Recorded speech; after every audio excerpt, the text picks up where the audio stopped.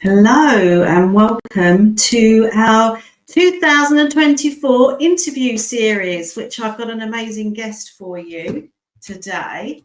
Would you like to introduce yourself and let everybody know who you are? And in a little while, we'll find out about your unstoppable story. Fantastic. Well, good afternoon, everyone. My name is Mary Kwaku. I am the CEO of Wham Limited. I also am a business and life consultant and coach, and I help budding entrepreneurs, business owners, and professionals in the industry to grow and scale your business and life goals and visions to your deepest depths and to your higher heights. And so if you're scaling to a 6, 7, or 8-figure business, we are the consultant and the coaches for you. Amazing. So those who don't know me, I'm Julie Fitzpatrick. I'm the founder of Middleside Therapy and Coaching, and I support individuals who are suffering from stress and lack of confidence, and I help them to find peace and clarity, really, so that they can become unstoppable by finding their purpose and passion. And I love what I do, and we're going to find out more about that as we go through this conversation with myself and Mary. So thank you very much for joining me today, my lovely, as my first guest, 2024. Happy New Year again. Yes. So Mary and I actually met 3 years ago, maybe? It's at least 3 years, because was it post-lockdown? I think it was post-lockdown. Yeah, it was, because that's when I started on my journey then. But funny enough, I knew Mary before I knew her. So when I embarked on my training with Big Business, the very first one that I started, Mary had been part of a program that had been pre-recorded that I'd sort of purchased. So I used to watch all the videos, and there was Mary and a group of other people. So when I actually met her for the first time, it was like, oh my God, it's like a little bit of a celebrity. I didn't actually know that. I didn't remember. No. Yeah. Oh, very honest. Yeah, so that was quite weird, because there was a few of you at the time. Yeah. And I can't remember who now, but yeah. So Mary, as I say, I've watched you grow as a person for quite a while now, and hopefully you've seen it the other way around as well. Absolutely.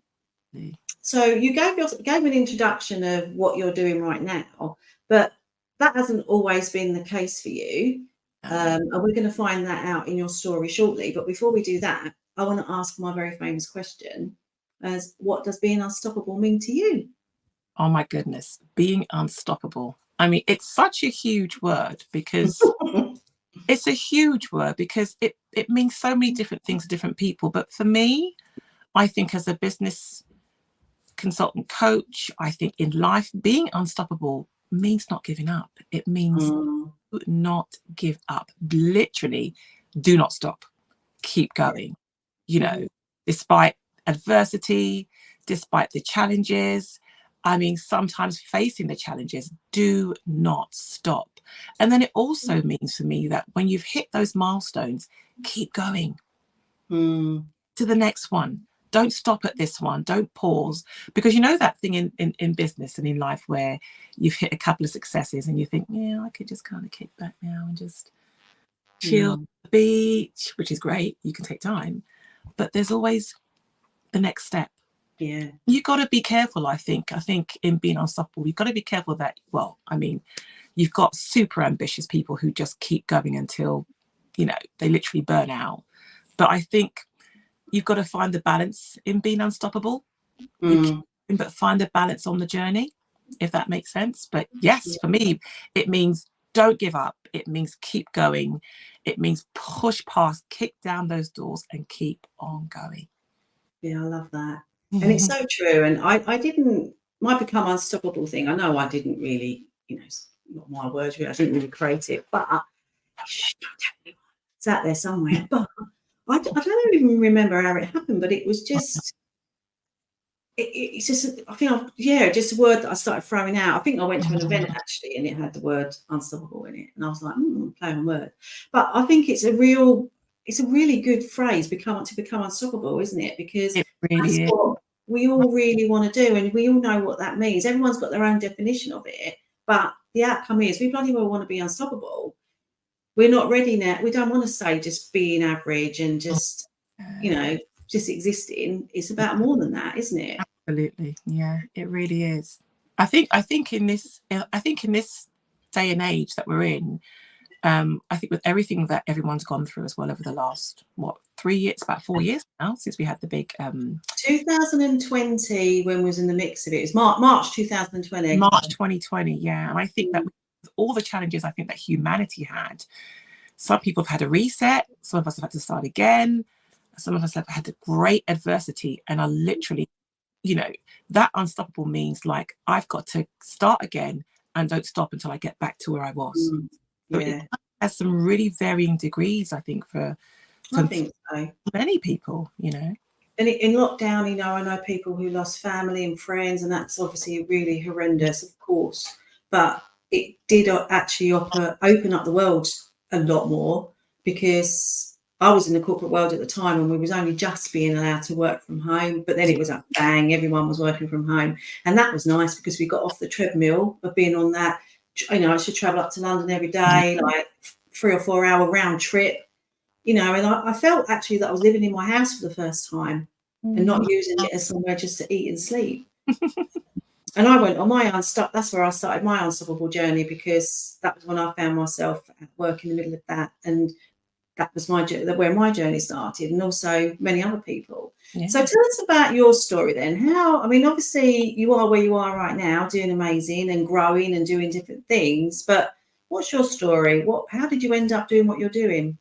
So my story's quite similar to yours in that being in that 9 to 5, on the treadmill, as we call it, on the grind.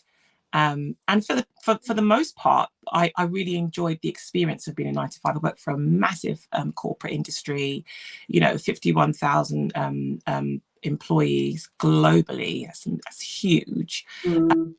Across several hundred companies.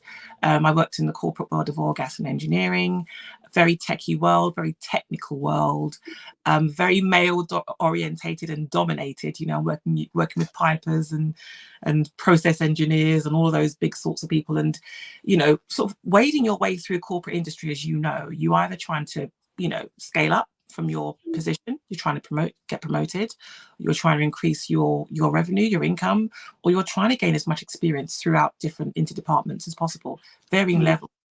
But I think one of the things that really was a challenge for me in the corporate world is I think I went through a couple of remobilizations, because the nature of the corporate industry is that you remobilize once a project kind of winds down, you get remobilized onto another particular project. And that happened a few times. And then it starts getting you thinking, okay, well, is this the way forward? Do you start going out on your own? Do you start contracting? It was 70-30% contractor ratio in my industry. And that was the name of the game. Like, they could have their holidays when they wanted to. They were self-employed. They can lay back for 4 or 5 months and earning these big fat salaries. I'm thinking, yeah, that's exactly what I thought. that's the kind. And I've always had desires and ambitions to work for myself, run my own anyway. But then you go through corporate, you live life, whether you're married, whether you have kids, you go through a kind of a process of just keeping the roof over your head, making sure you've got stability, and then you think about what the next step looks like. And that was great. And I think what happened is I probably got too comfortable, if I'm honest. I got comfortable with that kind of security, perceived security, Julie, okay, because they're very much perceived. perceived security. And I think one of the key things I remember is on this journey is that when it came to that moment in time for me to start, okay, this is the ambition level, I realized that I got myself stuck in a pigeonhole in the corporate world. I'm like, oh my gosh, how did I get here? They love you, you're great at what you do, you're the go-to, but we don't want to let you go. You're the go-to, but we won't let you go. Go-to, but you can't go. And so you think, okay, well, let's get some recognition in here. And that was a challenge in the world. And then it was a challenge to kind of scale up, scale sideways. I could scale just about sideways, but scaling up was a challenge because of just performance-wise in big corporate projects, project management stuff. It was great. But there comes a time you're like, is this enough? Is this really fulfilling you know, that desire, that dream, and that goal, you know, Purpose and passion. that purpose and that passion, it's going to come from that environment. Are they going to give it to you? And I think one of the real, pivots for me, deciding factors, was seeing others scale up and still being at that level of like, well, we need you here. So I kind of thought, sod you lot, I'm off. Not really. I kind of did think that, actually. What, at that stage then, Mary, what do you think was your driver? What was your why becoming? What did you feel that you wanted to be doing? You know, honestly, I have always known that I believe, or I think inwardly and secretly, I've always known that there's a teacher in me, and transition now to coach. There's always been a teacher in me. There's always been a drive and a passion to use my knowledge, to use my experience, to build others, to train others, to empower and encourage others. That's always been innate inside of me. Always been a people person. So, you know, it lends itself to that drive. And so I think for passionate people like myself and perhaps yourself, Julie, we can't be pigeonholed. We can't be cubbyholed. You know, we've got to fly. Do you know what I mean? We've got to fly up there, and because there are people out there that need what we have. Unfortunately, sometimes in a corporate space, unless there's an environment for you to do that, it gets a little bit sandpapery. Like, this is getting a little bit frustrating now. You need to fly out. Unless they really recognize that talent. You know, you've got those kind of talent spaces. And so the driving factor for me was lockdown came. Well, I've got a really interesting story. So I was pigeonholed, cubbyholed, left my corporate role, started a business, really, really, really, really interesting. Started a PA business, funny enough. And I built an amazing business model based on some entrepreneurs that I had got in contact with through a professional platform, and they loved what I did and loved the I worked with. And so we provided a service that literally was a one-stop shop for all entrepreneurs. We gave you PA support, we gave you life systems. I know, right? I still have. We're not doing this anymore. So we had that support all around, and it was just getting to an amazing space. And then guess what happened? Lockdown. So that kind of, in all honesty, forced me back. But the crazy thing was, my corporate company was always, you know, on the back burner. Thought, not going back, forget that. Knocking on my door. We need your expertise again. We want you back. And I'm like, it's lockdown. Things have pivoted. Things have changed. I've still got this business that I'm running on the side. I'm not giving it up. But it would be great. It would be nice to have a bit more to kind of keep that flowing. So I don't know if it was a good or a bad decision to make, but I found myself back in the corporate space again. But here's the thing. I went back to the plan. So the driver was having a plan. That was the driver, that this is not a permanent space because I now have this wonderful business model that I'm going to scale up. So I went back with the plan. And I think what was great is when you have a plan and when you've had a taste, the driver becomes more active for you. So I gave myself a timeline. And in that timeline, I had gathered an incredible skill to write bids and proposals in that 2-year space, plus having a business. So can you imagine? I've got these two things. So now I'm like, well, who's in the driver's seat now? Two things I can do now. who's pigeonholing who right now, you know? Yeah. And the driver was that actually I've got some really key skills here. I've got a business that's running quite successfully, though it's kind of running part-time because of the current climate. But I've also amassed some incredible skill sets to write these multi-million-dollar, this company's multi-billion-dollar company, to write these bids and proposals. So the driver was having that, being equipped now. They didn't call all the shots. I did as a professional. It was just a matter of when. So I gave myself 2 years, Julie. So not many people know this story, but I'm giving you the kind of abridged version. So I gave myself 2 years. They were like, look, you know, wonderful, wonderful company. They loved me. They were, you know, they love to keep the pigeons in the cage. So they love you. They'll love a pigeon in there. Lovely company. Said, look, give it 2 years. And I did exactly that. I gave it 2 years. And then literally at that 2-year mark, within that 2-year mark, and you asked me the next question about what happened on the journey. Within those 2 years, that's when I stumbled upon my coaching academy. That put some more steam behind the, because now I've got a business running. I've got some expertise and some help. Plus I've got skill sets. So unstoppable. Yeah. Here she comes. Let's get that motor rolling. So that was the driver. The driver was, I believe, you know, and drivers are different things to different people, but the driver was knowing that I had equipped myself in that particular moment of time, having those things inside of me, and then something really quite an epiphany happened in those 2 years. So just before I'd left my corporate company, the pressure increased during lockdown. As you know, I think the pressure increased in many companies to perform, to churn out more work. We became, didn't we? We became all this big admin. It was great being at home, but didn't you feel work? Didn't you feel that, Julie? You become this big admin machine. You're meeting online. You didn't have lunch. You didn't have proper breaks. You weren't going out. Sometimes I would stepping foot outside. Well, I did have a Luther back then, so I did walking. But you know, you would have the travel time as well. And although travel time was a bit of an overhead, actually, when you stopped doing it, you was like, oh, I don't have any time to myself now. Like, it was lost all that, and there was this kind of like this habit, this kind, you know, and even though your bosses might say, you know, take time away from your desk, but it just became this kind of like culture to be at your desk all the time. I don't know if you found the same sort of thing. Your desk, lunch at your desk, meetings at your desk, coffee mornings at your desk, and you just this big churning machine. And that was a massive driver also. Like, how much longer do I want to do this?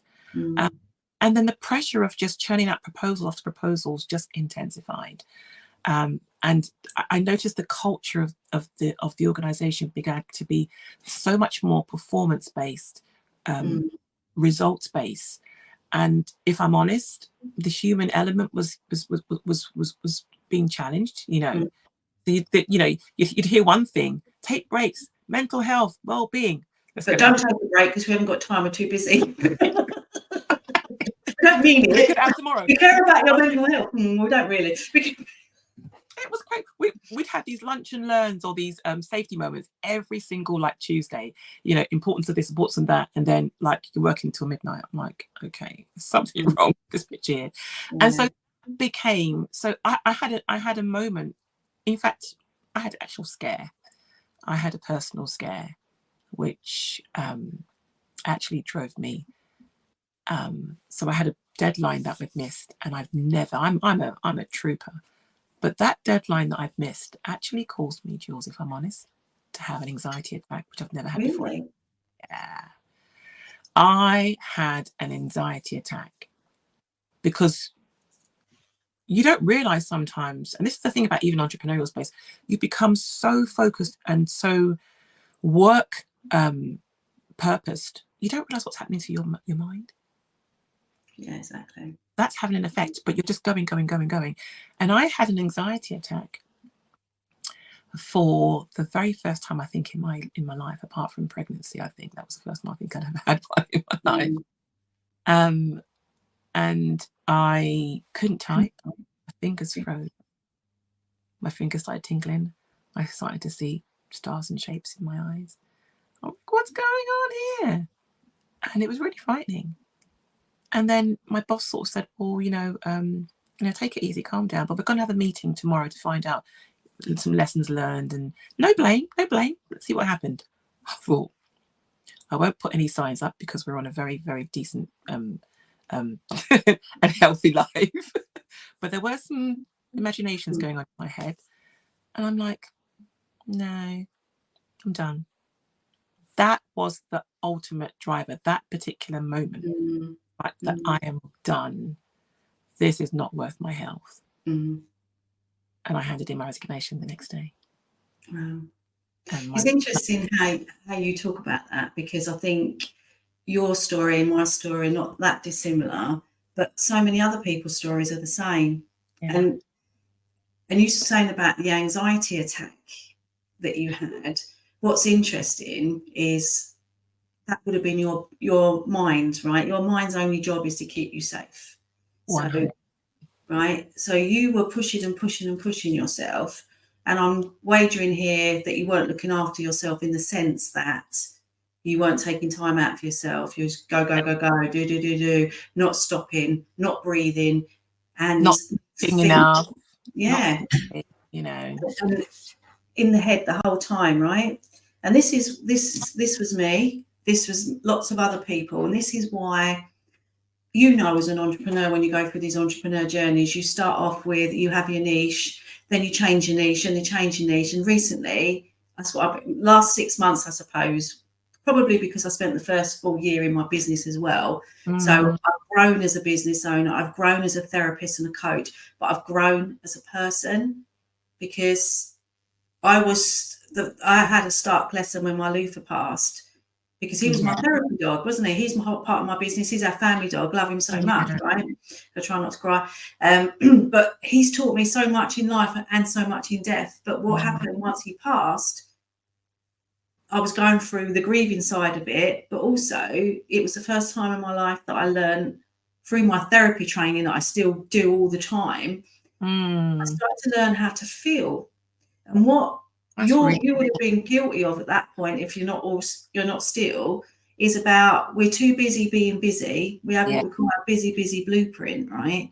Absolutely. We haven't got time to eat properly because we're too busy. We haven't got time to exercise because we're just too busy. We haven't got time to take time out for ourselves because of this, and this. I'm running around after kids. I'm doing this, I'm doing that. But the irony of all of that is, why we carry on in that way, we're going to make ourselves ill. We're going to hit psychological or physical illnesses. Absolutely. That's exactly what happened to you with that anxiety attack, I would wager. Yeah. But what's even more interesting is that would have been your body saying, "Stop, Mary, just stop," which it worked, right? It actually worked, because 100%, it worked. And I think an interesting thing, as I'm listening to you, I'm thinking, do you know what's making me think? It's making me think that, and I think you kind of alluded to this, that we get alarm bells. We do. Up until that breaking point, you get alarm bells. And I think you also get help, but sometimes, for whatever reason, you're afraid. You might be afraid to jump. You might be thinking it's too risky. I mean, I'm sure you went through the same things and thought about the same things that I did in terms of leaving your job. How are you going to pay the bills, keep a roof over your head? Is this the right decision to make? Is now the right decision to leave, or should you wait another 6 months? Or, is there going to be a light at the end of the tunnel? And all those things, you question yourself. And those are then there's support, there's help and support sometimes there, or there's that oomph and that push. But because your mind is so focused on in that space, because that's where you've been, it's like, and I'm going to talk about this in a minute, about this whole transition from one mindset to another. Your mind is such a valuable, it's a valuable treasure, it's a valuable commodity, and what you allow to fill it with, you've got to nurture it, you've got to care for it, you've got to take care of that. And we often find that out by default, or through through sort of like emergency situations. And I say that to say, there was prompts there. There was like, whoa, look, you've got this business, you've got that, you've got support, but are you going to lean on this, or are you going to just stay, in that space? And so I think one of the biggest things that the anxiety attack really taught me is that, when you're destined for something, sometimes life will, I mean, this sounds a little bit sinister, but sometimes life will force you, whether you like it or not, to pursue that dream. And God knows you don't want anything detrimental to happen. You won't wish it on your worst enemy. But sometimes, there's a real there's a saying from the Caribbean, right? Pop it in there. They say, those who don't hear must feel. Sounds a little bit a bit mean. But if you're not hearing, you're going to feel it somewhere till it kind of like, oh, why am I feeling that pinch? Why that's happened? To get your attention, because guess what? Your purpose is screaming at you, come here, come over this side. And so you either take that leap or you stay stuck, or something happens to kind of really like, okay, that's the biggest sign. I got to get out of here. Do you know what I mean? Absolutely. And yeah, my decision was taken out of my hands at the time, but like you, I decided, right, this is going to be when I start my new journey. But I knew I still needed money. So I've always been the main breadwinner, so it was never an option not to have any good money coming in. So I started on my journey. That's when I also found big business events at the time, and then I was doing my NLP training. But I went back to work, so I went back contracting. But same as you, I went out there going, do you know what? I'm going to get, do you know what I actually said? Because it was only recently I realised how good a manifestor I am. I didn't really think I was. It's only when you go back and think about things, right?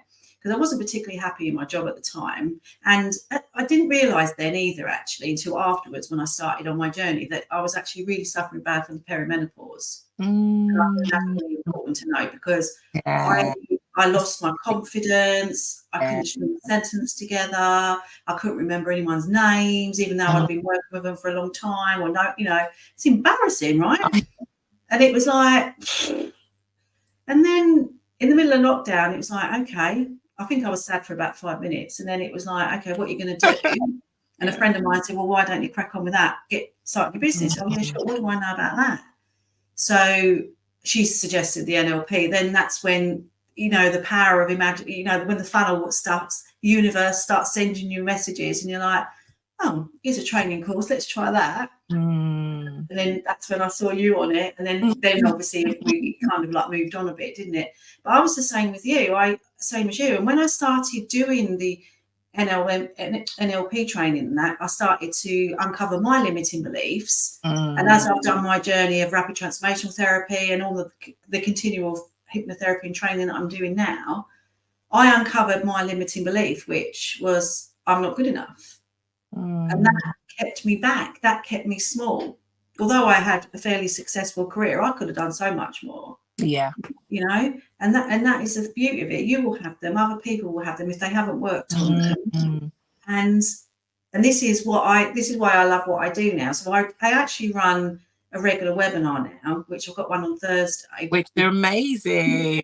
Well, my imagination webinar. So this is all about teaching people how to understand the power of your imagination. Because stress, anxiety, fears, all that good stuff, right? It's all us using our imagination negatively, right? Because you go, oh my God, I'm just going to die if I do that. Oh my God, I'm going to be awful. What are they going to say about me? What are they going to think about, right? Your mind is going around like that, thinking all the terrible things. So imagine if you could stop doing that and you could imagine all the great stuff and you could start manifesting. And this is what I'm teaching them.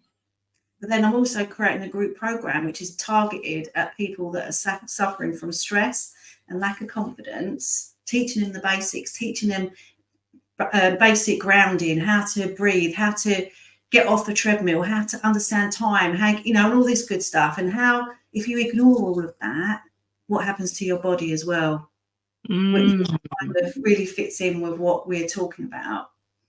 And then obviously I've got my Instagram live series. Well, it's not an Instagram live series now, is it? It's my interview series, because now it really is, yeah. Which I'm having. And once I uncovered my limiting belief, and I know I am enough, and I know I'm unstoppable, that's when my doors started to open, and I was doing things like this I didn't even know I wanted to do.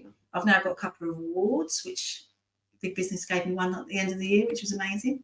But also doing this kind of thing, tech, oh my God, it's not ridiculous. But when I look back now on a year ago, or even back even more, it's like the things I've done, I didn't even know existed or wanted to do. So what things would you say that you've kind of done now that from a few years back you never even dreamed that you would want to do or could do?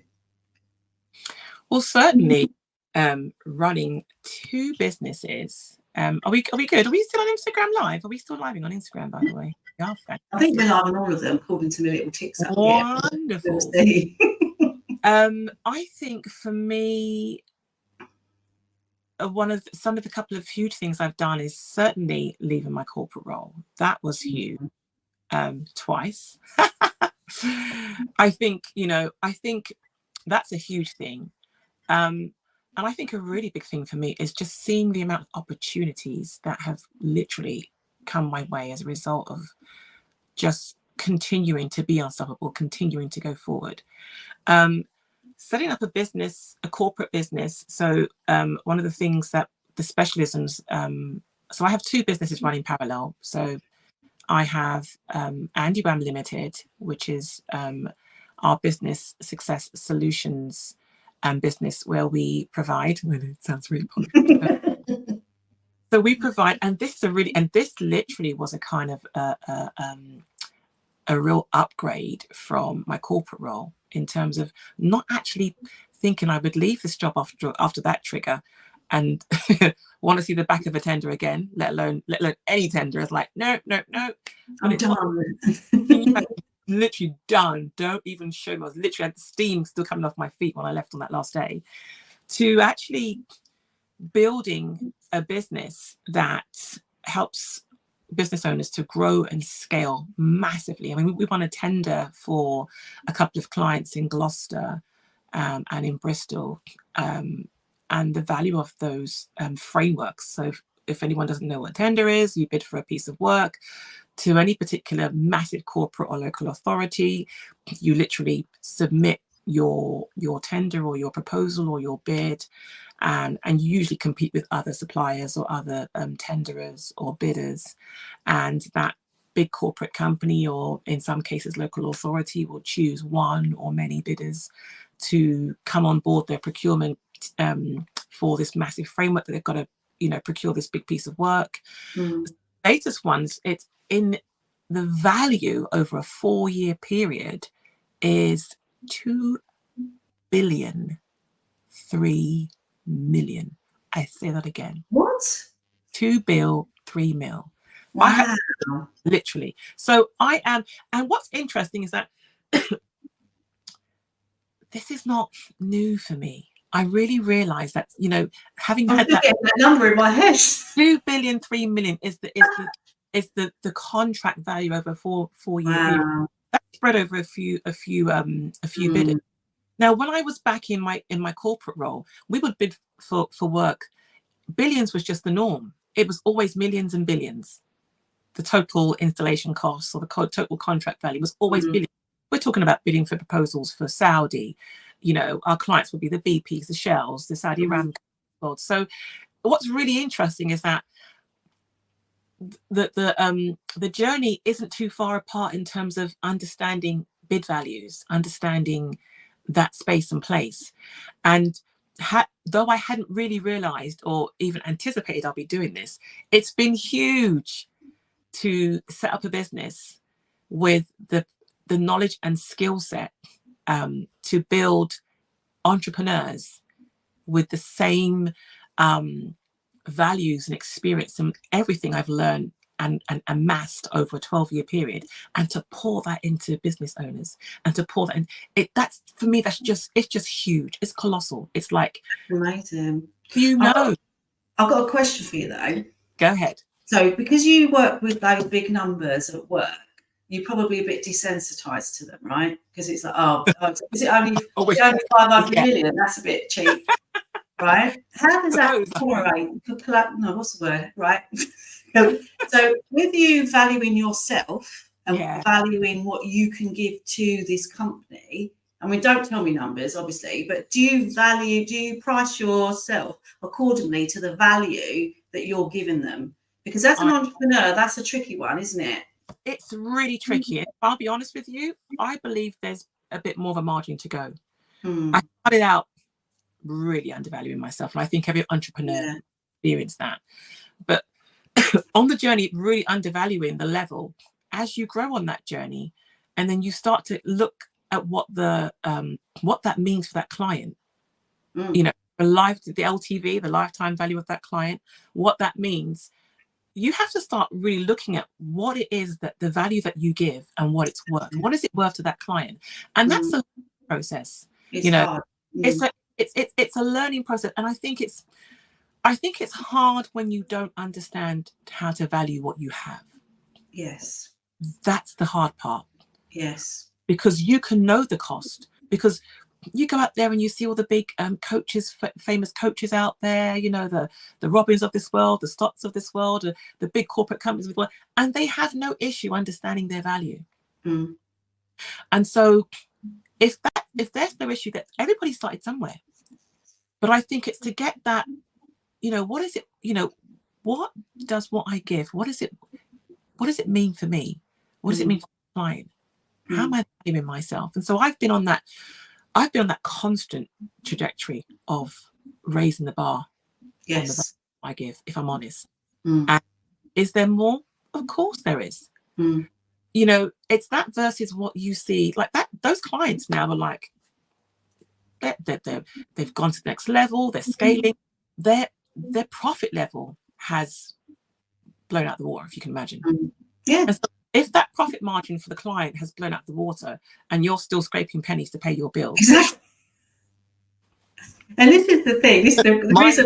Mindset again. I know, and this is the reason I asked the question, really, because I've been through that myself and still do to a point. And many of my therapists and coaches all do the same, and a lot in a goal circle on that as well.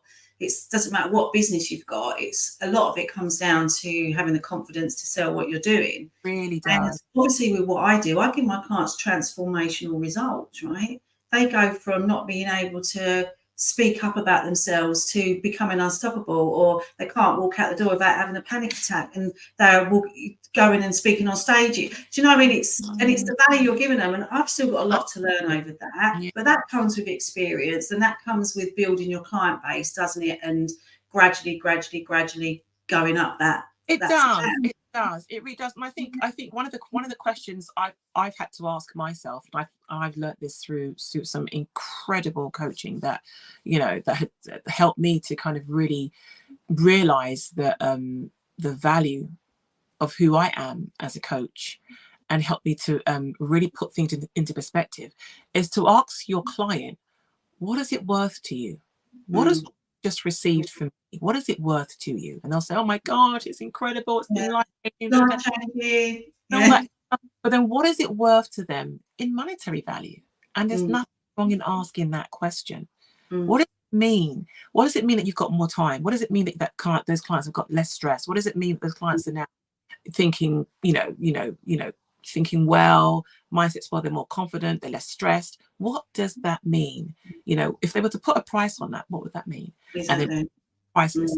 Then you can now come back and say to you, well, okay, if it's priceless, if it's worth that, then I need to be matching the value of what that is, not just in what I give, but also in terms of the revenue and in the income. Because if that value, if that price, you know, for some people, there's no price on anything, you know, there's no price tag if it comes to, you know, getting back a loved one. You know, if there was some miracle drug or a miracle thing to bring them back, they'd pay you an arm and a leg, wouldn't they? Do you know what I mean? You think about extreme things like ransom. You know, you watch all those crazy films and it's like I'll give you $20,000, you know, to get it back. And people put that value on life. So the question I've had to ask myself as a coach and consultant is that, why am I not putting that value on what I give to my clients? Exactly. So yeah. Go ahead. Talking of coaching then, so do you want to talk about your second arm of your business then, the lovely banner that you have behind you? Really exciting. So yes, so there's the tendering side, which is the Unveiled limited side. So we provide that tendering services, bid writing, compliance. You know, that's the brain. That's where the brain has to take care of itself. That's all the brain food and the brain churning. And recently, I'd say the last 12 months, I have taken that bold step to step out as a fully fledged, excited coach in terms of providing business owners, budding entrepreneurs, and particularly and I say especially because these people are close to my heart, the transitioners, because if you're in that space where you're in your 9 to 5 and you're like, gosh, I really want to do my own thing, I really want to go out, but I'm scared, and just the sort of things that we've talked about. That's a journey that I've walked through. And so that's something that I coach clients on, exactly what I did in order to get from A to B. You know, moving from an employee mindset to an entrepreneur mindset. That's a journey. That's a step. So I get so passionate and excited about coaching business owners, budding entrepreneurs on what that looks like. So I have a couple of programs that I offer, but coming back to the coaching side, I think my journey of really getting that great support and coaching as a business owner, as an entrepreneur, helped me to really realize, well, actually, there's a massive teacher. I always knew there was a teacher in me, but there's a coach in me. There's a huge coach in me. You know, these labels, coach, am I a coach, am I a consultant? But, you know, we get with the norms. These are the terms now, whether you're a life coach or you're a business coach. But, you know, there's a specialist side to what I do and to what we do in the business. And then there's a coaching side. So I launched out into the deep in 2023. And one of the huge things that really happened to me, Julie, is that I always knew there's, as I said, a teacher in me, but I didn't really appreciate, and I've got to blow my own trumpet here, might as well, no one else away. Exactly. I didn't appreciate how much I love doing this. I didn't appreciate how much it just comes naturally to give that support and help. And I'll tell you why in a minute, because of the voluntary side of what I do. So everything flows in so naturally that it's just like second skin. And so I was like, what was I waiting for? You know, I know, I hear. Do you know what I mean? So many people be like, do you know who's waiting for you? There are so many women and men and people out there waiting for you to, you know, waiting for you because they need what you have. And what do you do as a coach? You teach, you empower, you encourage, you support, you equip people. You do all these things, you know. You upskill them as a coach. You're that person that will journey with them, and there's coaching and mentoring, but coach, consultant, kind of similar roles, but I think you've got a lot more freedom in terms of the coaching side. And so I have embraced the coach in me with great joy, with great excitement, real excitement and real passion. And literally just turned on the switch, like, oh, so she was waiting for you. Okay, she was waiting while you were there. And when I first joined Big Business, there was an actual I don't know if you've heard of Dan Moses. He was one of the I've heard of him. Yeah. He actually said, do you know that I need you to coach me? I was like, oh, okay. Oh, really? Yeah, that was like 3.5 years ago.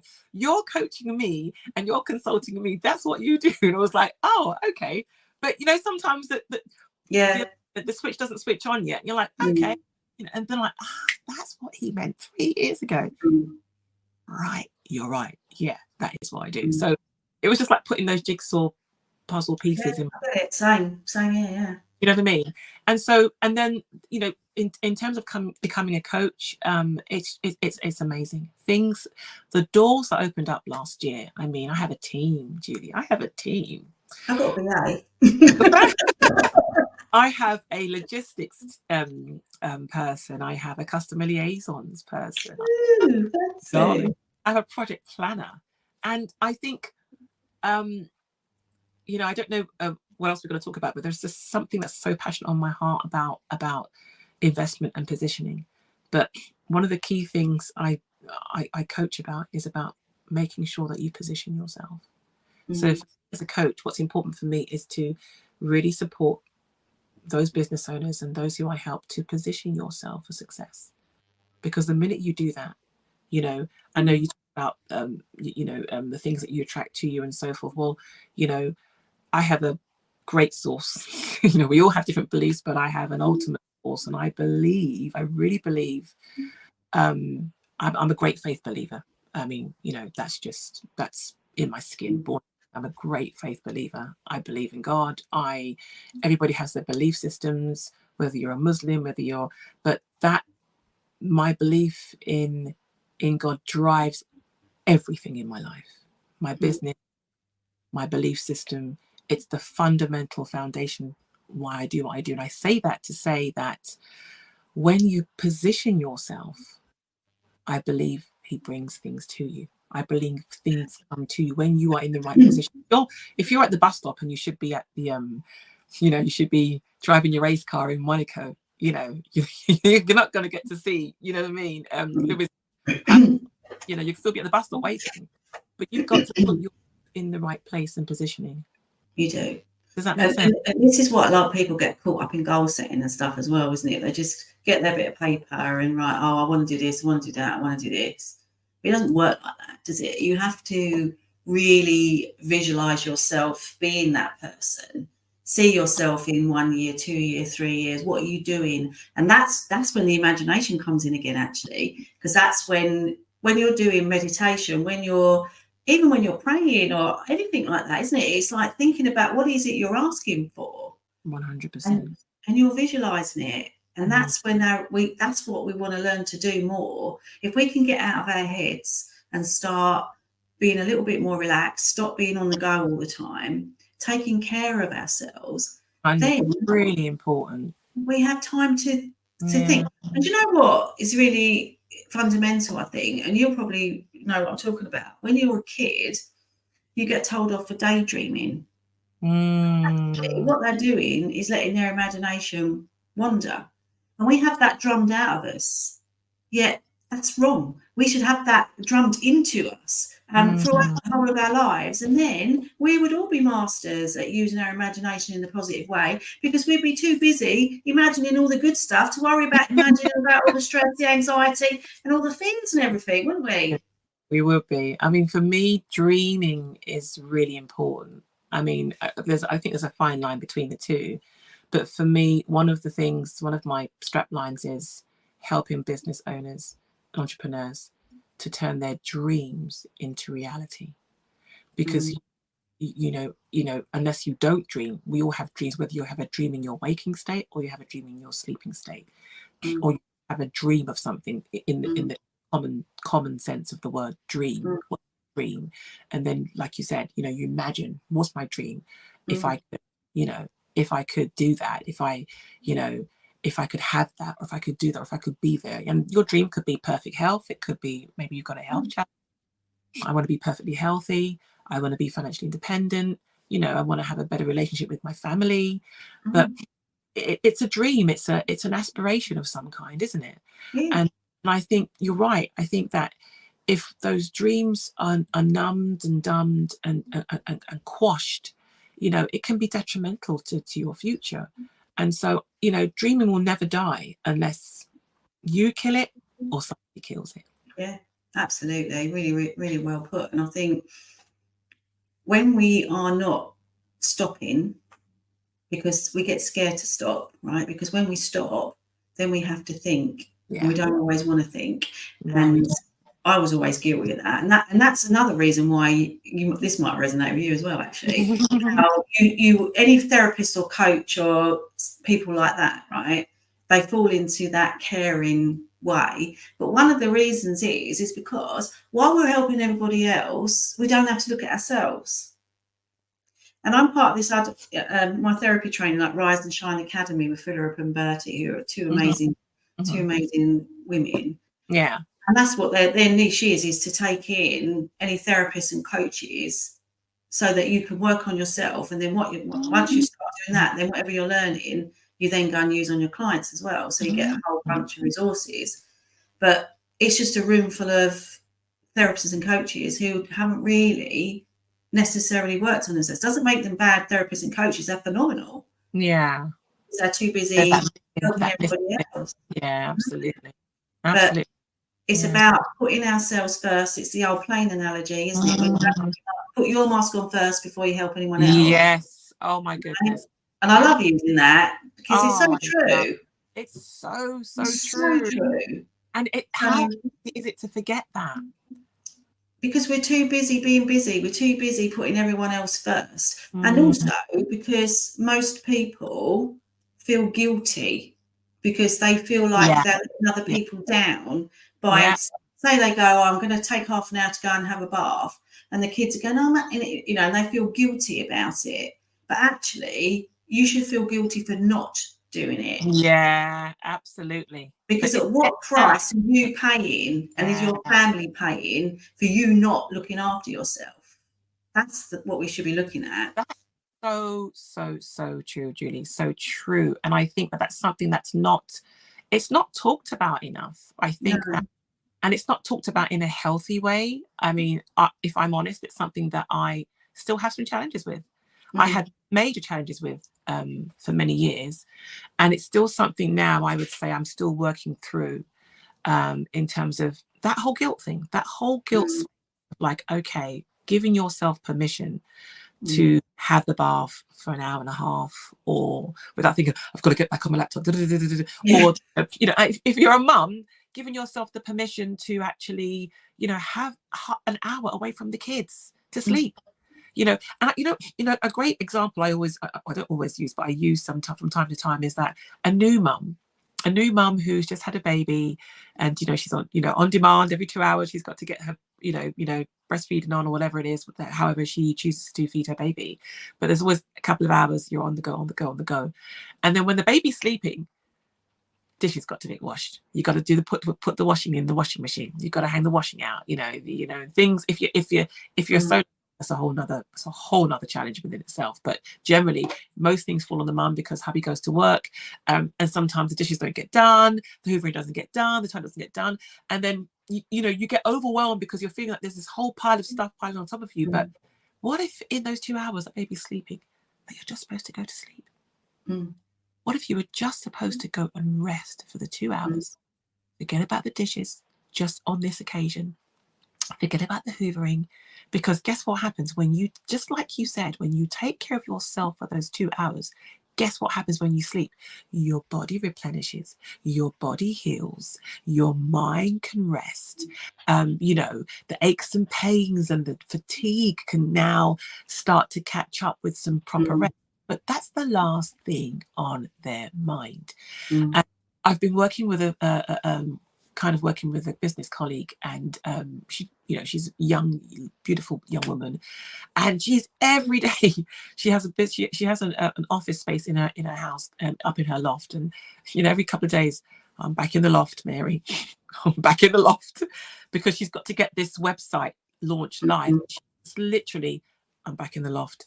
She doesn't sleep till 4 or 3 or whatnot, and then she might sleep in the day, but she's just you know, grind. And then she's realizing, actually, I've got to stop now, got to go and get something to eat. I don't want to get burnt out, got to start eating, because I think it's so easy to feel, like you said, the guilt, we forget. I also think as well, Julie, is that we forget the environment that we're living in.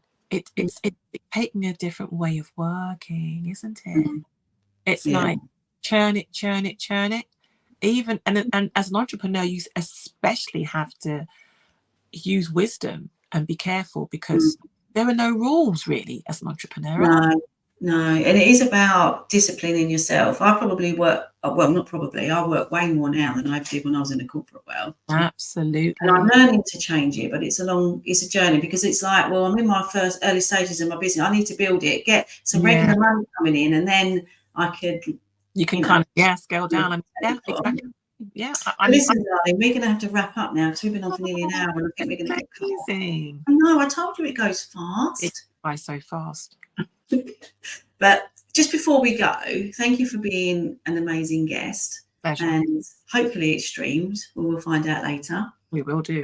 We've got a recording of this anyway, so this will you'll get a copy of this, and I'll also put this up on my Middleside Therapy and Coaching YouTube channel, where if you pop over there, like and subscribe.